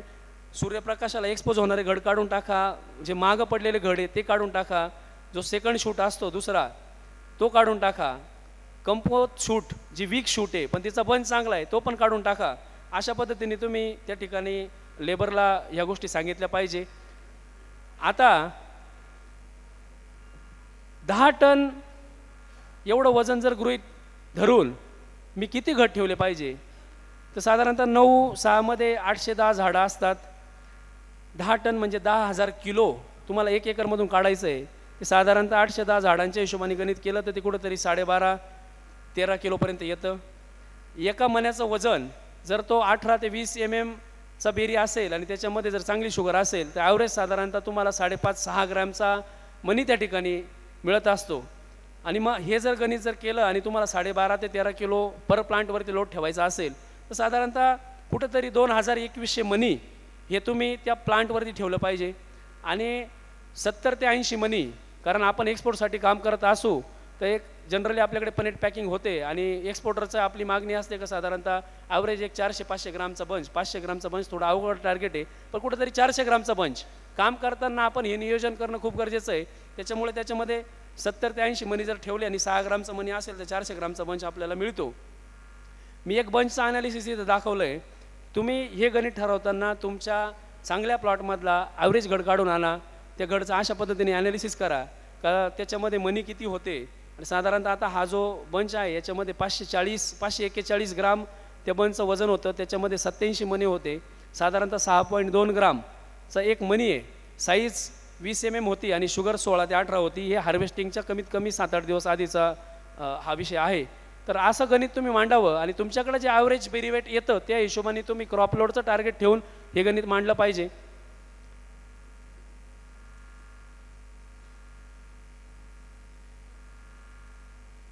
त्याच्यामुळे साधारणतः 70 ते 80 मनी त्या ठिकाणी ठेवले पाहिजे. आणि जर तुम्हाला 12-13 किलो जर प्लांट काढायचा असेल एक्सपोर्टसाठी तर कुठंतरी जास्तीत जास्त 28 ते 30 बंच त्या ठिकाणी येतात.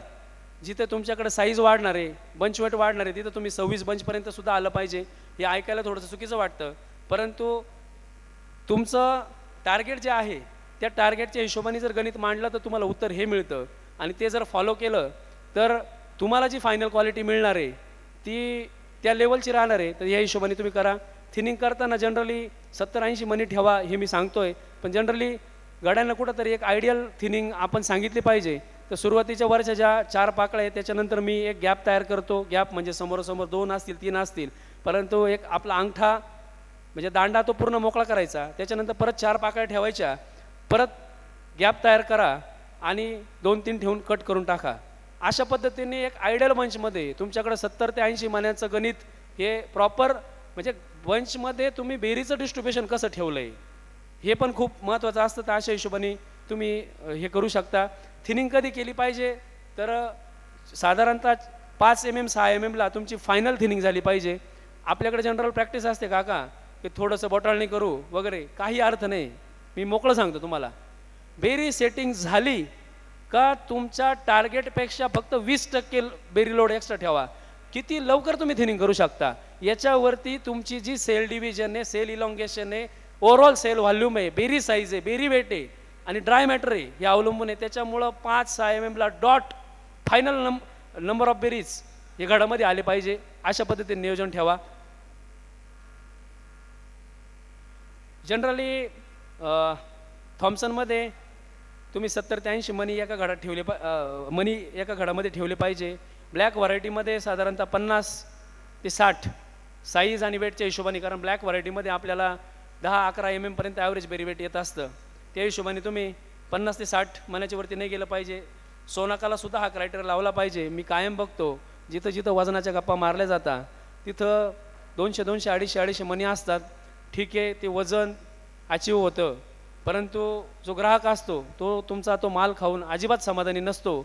अक्षरशः ते आगेमोल राहतं. तसे काही काही वंश पाहायला भेटतात आणि तो व्यापारी अक्षरशः त्याच्यामध्ये मरतो. तुम्हाला सांगतो, लांबच्या मंडीला हे 200-250 मनी आणि एवढा क्रॉप लोड हे काहीच कामाचं नाही आहे. त्याच्यामध्ये ब्रश नसतात. तुम्ही जेवढे कमी मनी घडात ठेवाल तेवढा तुम्हाला स्ट्रॉंग ब्रश पाहायला मिळेल. हे प्रयोग जे करत नसतील त्यांनी करून पहा, तुम्हाला तुमचं उत्तर मिळून जाईल. त्याच्यामुळं क्रॉप लोड मॅनेजमेंट करताना तुमचं गणित पक्क पाहिजे की तुम्हाला किती टनेज काढायचं आहे. त्या टनेजसाठी जर माझं गणित सांगतंय की माझ्याकडे 5-6 ग्रामचा मनी असतो किंवा या आरकेचा फोटो आहे काका, साधारणतः ह्या बनचं वेट होतं काहीतरी 820 का 30 ग्राम सर, 820 का 30 ग्राम आरके. मी खुडून आणला होता, म्हणजे अंदाजान मी असं चक्कर मारायला गेलो होतो, एक ॲव्हरेज गट घेऊन आलो. 830 ग्राम आणि मनी होते काका 80. 10 ग्रामचा जर तुम्हाला एक बेरी भेटत असेल, आणि हा सगळा सांगळे साहेबांनीच हार्वेस्ट केला होता माझ्या मते एक्सपोर्टला. आपले जे सागर आहे ना, सागर सानप आपले डायरेक्टर, त्यांच्या भागातला हा गड आहे. तर मला हेच म्हणायचं आहे का व्हरायटीच्या हिशोबाने, तुमच्या मार्केटच्या हिशोबाने तुम्हाला नंबर ऑफ बेरीजचं जे गणित आहे हे तुम्हाला ठरवता आलं पाहिजे. आणि ज्या वेळेस ते आपण ॲक्युरेट करू त्यावेळेस तुम्हाला त्या लेवलची क्वालिटी त्या ठिकाणी पाहायला मिळेल. जे गड मोठे असतील ते अशा पद्धतीने कट करा. जेवढे आयडियल तुम्ही बंच त्या ठिकाणी ठेवू शकता तर तुम्हाला हार्वेस्टिंगच्या वेळेस असा युनिफॉर्म त्या ठिकाणी ही सगळी क्वालिटी बघायला मिळू शकते. हे सगळे फोटो वैयक्तिक माझ्या बागेतले. अशा पद्धतीने कामाचं नियोजन ठेवा. आपल्यापैकी भरपूर द्राक्ष उत्पादक असंच काम करतात, पण त्यांचं अनुकरण करून मला असं वाटतं इतरांनी पण आपलं काम सुधारवलं पाहिजे. त्याच्यानंतर हा एक विषय की कूच ही समस्या आपण जनरल बघतो. तर कूच ही कुठल्याही पॅथोजनमुळे, बुरशीमुळे होत नाही. कूज ही टॉक्सिटी. 2 गोष्टी आहेत. एक, ज्यावेळेस सतत पाऊस असतो किंवा ह्युमिड कंडिशन असते त्यावेळेस जी जनरल आपल्याला माहिती आहे की बेरी सेटिंगच्या वेळेस ज्याला आपण अँथर म्हणतो, स्टिग्मा म्हणतो, ज्यावेळेस ते पेटल्स ओपन होतात त्या ठिकाणी त्याची पोलन ट्यूब उभी होती आणि त्याच्यामध्ये ते आन्सर जाऊन आणि सेटिंग होती. ही प्रक्रिया झाडाची. ज्यावेळेस ह्युमिड कंडिशन असते किंवा तुमचा पावसाळा असतो अशा वेळेस ती पोलन ट्यूब ओपनच होत नाही. ओपन होत नाही तर सेटिंग होत नाही. मग पावसाच्या कंडिशनमध्ये तुमची सेटिंग तेवढी डिले होती. ती साधारणतः फ्लावरिंग स्टेज चांगल्या क्लायमेटला एक 4-5 दिवसामध्ये कंप्लीट होऊन जाते. बरोबर आहे ना.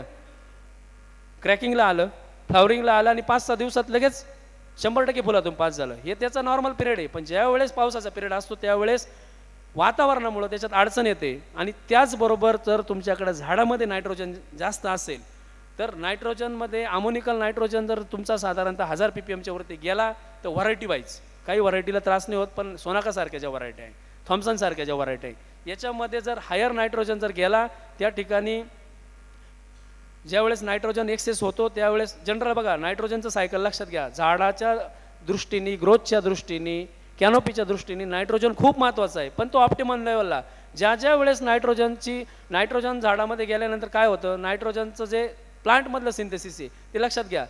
तर नायट्रोजनचं कन्व्हर्जन हे तुमच्या नायट्रेटमध्ये होतं, नायट्रेट म्हणून ॲब्सॉर्ब होतं, त्याच्यानंतर नायट्रेटमध्ये होतं, त्याच्यानंतर तिथं नायट्रेट रिडक्टेज असतील, त्याच्यानंतर ग्लुटामिन, ग्लुटामेट हे अमिनो ॲसिड तयार होतं आणि पुढं मग त्याला लागून प्लांटमध्ये 20 प्रकारचे अमिनो ॲसिड्स असतात आणि त्याचं परत प्रोटीनमध्ये रूपांतर होतं. मला हे सगळं सांगायचं की झाडाच्या दृष्टीने अमिनो ॲसिड्स, प्रोटीन आणि कार्बोहायड्रेट हे त्याचे एनर्जीची सोर्स झाले. ते असल्याशिवाय कोणतीच डेव्हलपमेंट होऊ शकत नाही. तुमची कॅनोपीची ग्रोथ होऊ शकत नाही, तुमची बेरी डेव्हलपमेंट होऊ शकत नाही, तुमच्याकडे शुगर येऊ शकत नाही. आणि ज्या वेळेस एक्सेस नायट्रोजन होतो, ज्यावेळेस आबट असतं, डेन्स कॅनोपी असतो, त्यावेळेस एक्सेस नायट्रोजन होतो, त्यावेळेस ॲमिनो ॲसिडच्या ऐवजी प्युट्रेसिन नावाचं एक एन्झाईम जे झाडाच्या दृष्टीने विषारी असतं ते तयार होतं आणि त्या प्युट्रेशनमुळं हे ॲब्सेशन म्हणजे हा सडवा तयार होतो आणि कूज आपल्याला पाहायला मिळते. त्यामुळं प्रॉपर कॅनोपीमध्ये व्हेंटिलेशन, त्याचबरोबर नायट्रोजनचं बॅलन्स झाडामध्ये राखणं त्या स्टेजला हे खूप महत्त्वाचं आहे. कमी तापमान असेल तर हे जास्त पाहायला भेटतं. पाण्याचा ताण असेल, हे बघा परत एक लक्षात ठेवा, जर तुमच्याकडे नायट्रोजन 1000 ppm आहे उदाहरण म्हणून, आणि त्या केसमध्ये तुम्ही पाण्याचा ताण दिला, ग्रोथ थांबली म्हणजे फक्त कॅनोपीची ग्रोथ नाही, बंचची सुद्धा ग्रोथ आहे ना. नायट्रोजन तुमचा जर कंझ्युम नाही झाला, पाण्याचा ताण दिला, वाढ थांबली, नायट्रोजनचा वापर थांबला पण ॲब्सॉर्प्शन नाही थांबलं, किंवा प्लांटमध्ये जे आहे मग ते एक्सेस लेवलला गेलं का तुमच्याकडं हे सगळं डिस्टर्ब होणार, तुम्हाला प्युट्रेसिन तयार होणार आणि कुजवा होणार. त्याच्यामुळं हा जो बॅलन्स आहे हा राखता आला पाहिजे. त्याच्यानंतरची जी समस्या आहे सीझनमध्ये येणारी वॉटरबेरीज कुठल्या एका गोष्टीमुळं होतं का, तर नाही. अनेक कारणं आहे प्रत्येक प्लॉटमध्ये, प्रत्येक केसमध्ये वेगवेगळा कारण जे जास्त असू शकतं चुकीच्या पद्धतीने, त्याच्यामुळे तुमच्याकडे वॉटरबेरीज होणार आहे. सगळ्यात महत्त्वाचा आहे की लॅक ऑफ कार्बोहायड्रेट. तुम्ही म्हणाल काय सारखं कार्बोहायड्रेट लावलं. लक्षात घ्या, आपण जेवण करतो, जेवण केल्यानंतर आपल्या मेटाबॉलिझम नंतर काय तयार होतं, जे एनर्जी सोर्स आहे त्याच्यावरच आपली ॲक्टिव्हिटी. झाडाचं पण तसंच आहे. तुम्हाला मला काय वाटतं आणि आपण कोणते प्रोडक्ट मारतो यांनी झाडाला फरक पडत नाही. झाडाचं वर्किंग किती प्रॉपर चालू याच्यावरती या सगळ्या डेव्हलपमेंट आहे. आता लॅक ऑफ कार्बोहायड्रेट, जर तुमच्याकडं स्टोरेजच्या हिशोबाने लोड वाढला, तुम्हाला वॉटरबेरीज पाहायला भेटेल. एक्सेस नंबर ऑफ बंच असतील, वॉटरबेरीज पाहायला भेटेल. तुमच्याकडं एक्सेसिव्ह शेड असेल, दाटी वाढली आणि अमोनिया वाढला, वॉटरबेरीज पाहायला भेटेल. सनलाईट प्रॉपर येत नसेल, वॉटरबेरीज पाहायला भेटेल. त्याच्यानंतर हे सगळं ओके, पण नायट्रोजन थोडा जास्त आहे, त्याच्या लेवलनी जर तुमच्याकडे कॅल्शियम मॅग्नेशियम कमी असेल तरी तुम्हाला वॉटरबेरीज पाहायला भेटतील. तुमचं प्रॉपर इरिगेशन नसेल, तुम्ही जर जनरल मी बघतो का पाण्याची गरज नाही आहे, पण उद्या ESS येणार आहे, लगेच दांडाच्या बाहेर पाणी रात्रभर फुल ओलं, जनरल प्रॅक्टिस पाहायला भेटते. ज्या वेळेस तुम्ही सायझिंग म्हणून एक्सेस इरिगेशन करता, पाण्यात पाणी देता, हे सगळं ओके असेल तरी वॉटरबेरीज पाहायला भेटेल. तर ह्या सगळ्या ज्या गोष्टी आहे ह्या काम करताना तुम्ही सीझनमध्ये लक्षात घ्या.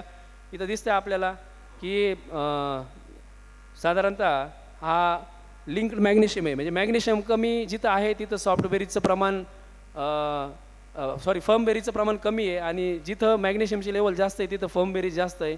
खाली परत तुमचा हा सोल्युबल मॅग्नेशियम आहे, जिथं मॅग्नेशियमची लेवल जास्त आहे तिथं फर्मबेरीज म्हणजे टणक कडक मनी ते चांगले. त्याचबरोबर हा जो खालचा आहे NO2, जिथं तुमच्याकडं साधारणतः ब्लॅक स्टेमचं प्रमाण कुठं वाढतं आहे, जिथं तुमच्याकडे टेम्परेचर इफेक्ट, जिथं टेम्परेचर जसं कमी तसं तुमच्याकडे ब्लॅक स्टेमचं प्रमाण वाढतं. मी त्या ग्राफमध्ये पण सांगितलं आहे. एक्सेस लीफ रिम्युअल, सनलाईटचं महत्त्व, म्हणजे मी जे मागं सांगितलं त्याचे सगळे हे मी रेफरन्स म्हणून तुम्हाला दिले का.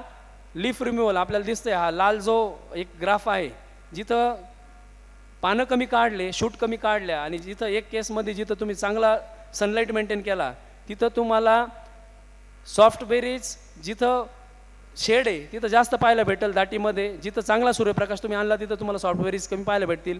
ओव्हरऑल हाय नायट्रोजन, एक्सेस शेड, परत अमोनियमचं अक्युमुलेशन, त्या केसमध्ये पोटॅशियम जर कमी पडलं तर स्टेम बंच नेक्रोसिस तुम्हाला पाहायला भेटणार आहे.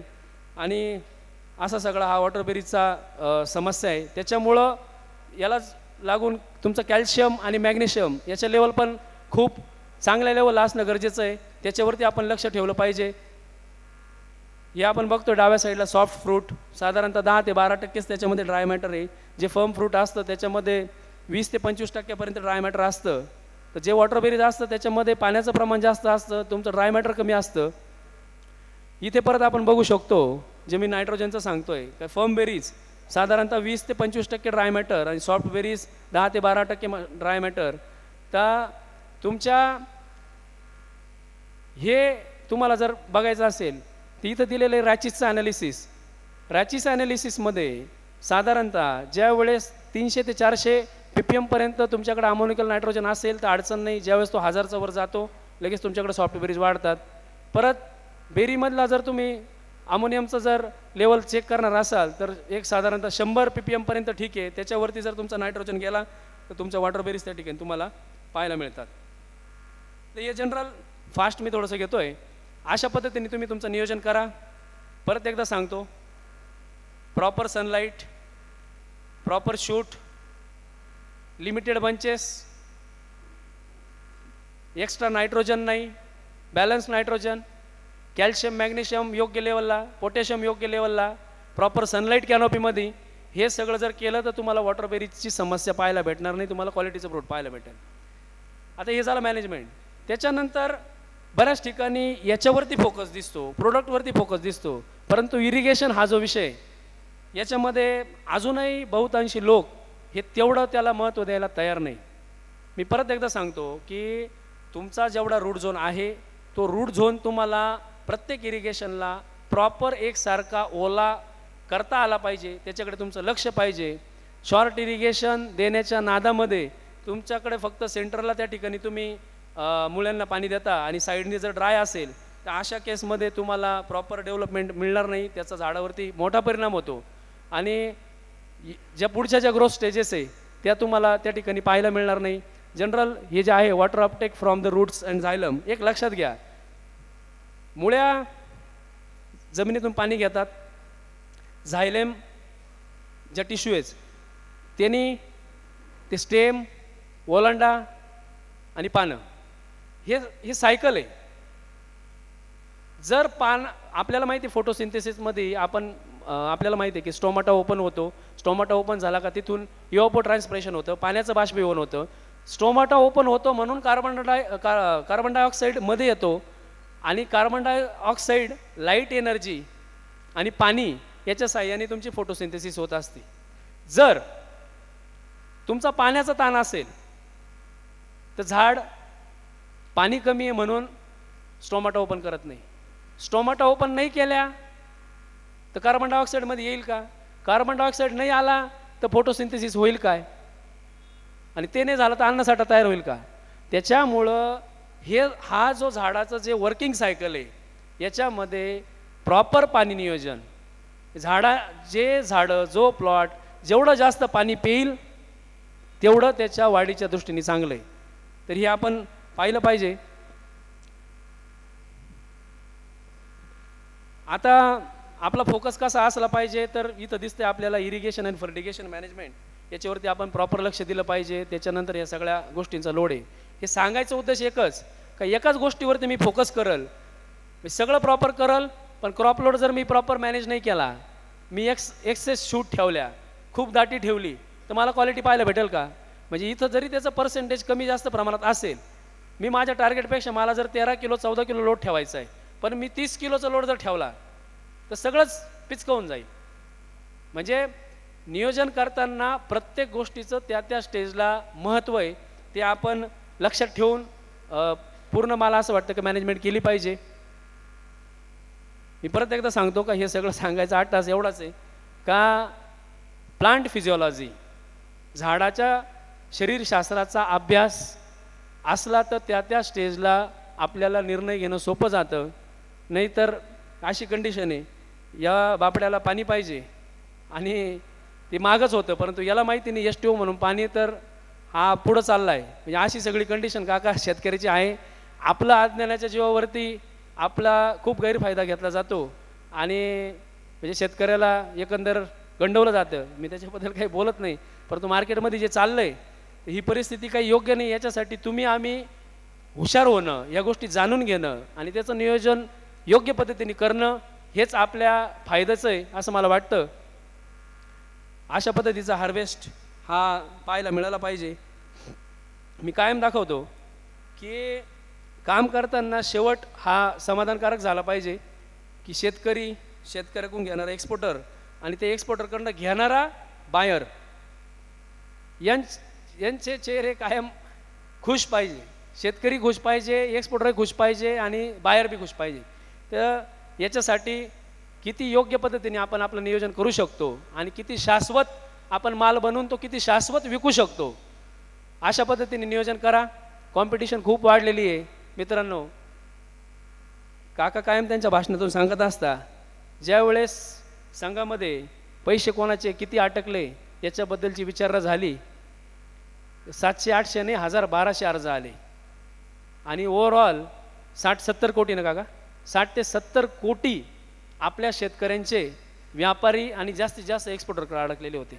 त्याच्यापैकी संघाच्या आणि काकांच्या पाठपुरवठ्याने IG साहेबांच्या मदतीने 6.5 ते 7 कोटी रुपये आपण शेतकऱ्यांचे त्या ठिकाणी आपण वसूल करून दिले. मला हे म्हणायचं आहे, 12 महिने आपण काम करतो, कष्ट करतो, 1 रुपयाची उधार वस्तू आपल्याला मिळत नाही आणि माल विकायच्या बाबतीत आपल्याला याच्या त्याच्या मागं पळावं लागतं. हे का? याचं ज्यांनी त्यांनी आत्मचिंतन करा आणि त्याच्यासाठी काय आपल्याला कामात बदल करता येईल, प्रॅक्टिसमध्ये बदल करता येईल याचा विचार करा. 140 कोटी जनता आपण कायम म्हणतो, परंतु तुम्हाला पैसे देणारे जे मार्केट आहे, एक 7-8% एक्सपोर्ट आणि दुसरं काय 25-30% बांगलाचं मार्केट, हे जर सोडलं तर मला तुम्ही आपला साधारणतः 25 ते 30 रुपये पर किलोचा खर्च आहे, मला ॲव्हरेज 30-35 रुपये किलोनी फक्त हे सगळे द्राक्ष भारतात विकून दाखवा. हे याचा सिरियसली विचार केला पाहिजे. जे यादव सरांनी आपल्या पुढं जे मांडलं की तुमची आमची जबाबदारी आहे, मार्केटिंग प्रत्येक वेळेस चर्चेला विषय येतो. मी परत एकदा सांगतो, तुम्ही कोणत्या बी स्टारच्या हातात द्राक्षाचा घड दिला आणि किती रस्त्याने बॅनर लावले, त्याला पाहून तो एकदा तुमचे द्राक्ष खाईल, पण खाल्ल्यानंतर त्याला जर ते आवडले नाही, आंबट लागले, गोड लागले, तो परत त्याच सीझनला द्राक्ष घ्यायला जात नाही. कन्झ्युमरचं काहीच अडलेलं नाही, त्याला ऑप्शन आहे मार्केटमध्ये एका वेळी 4 फ्रूट. तर हे सगळं नियोजन करताना आपला ग्राहक आपण कसा आकर्षित करू शकतो आणि त्याला कसं संतुष्ट करू शकतो, हे उत्पादक म्हणून आपली जबाबदारी राहिली पाहिजे आणि क्वालिटीच्या दृष्टीने आपण काम केलं पाहिजे. आज या ठिकाणी मला बोलण्याची संधी दिली त्याबद्दल मी द्राक्ष बागायतदार संघाचे मनपूर्वक आभार व्यक्त करतो आणि थांबतो. धन्यवाद.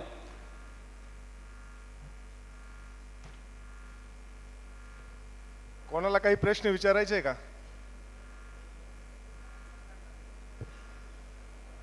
बबलू दादाचा सत्कार आपल्या नाशिक विभागाचे अध्यक्ष बाळू काका काडाके करतील.